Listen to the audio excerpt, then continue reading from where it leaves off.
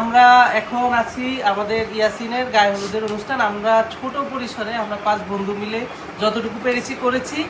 আর তাহমিনার গায়ে হলুদে তার মা ছিল, ভাবিরা ছিল। আসলে আপনারা অনেকেই জানেন বা সবাই হয়তো জানেন, ইয়াসিনের কেউ নেই। ইয়াসিনের আপাতত আমরা 5 জন আছি, আর আপনারা যারা দর্শকরা দেখছেন তারা আছেন। সবাই ওর জন্য দোয়া করবেন। আমরা ওর গায়ে হলুদের অনুষ্ঠান করছি, আমি একটু হলুদ লাগাই দিই ওকে। মন খারাপ কে তো হাসি দাও। ইয়াসিন আজ কন্যার গায়ে হলুদ কাল কন্যার বিয়ে। কোনটা এটা?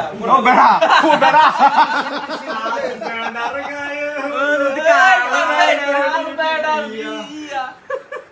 ওকে ওকে ওকে। বেড়ি লইয়া উড়াল দিল। আচ্ছা, এই যে এত স্ট্রাগলের পর এই আমরা একদম শেষ মুহূর্তে আসছি, তোমার বিয়ে হচ্ছে, কি বলবো আমাদের দর্শকদেরকে, তোমার ভালোবাসার মানুষদেরকে? এই মানুষগুলোর কারণেই আজকে আমরা আরে মে পরে খাওয়া আগে দিকে মিয়া আগে মিষ্টিটা গিলালো।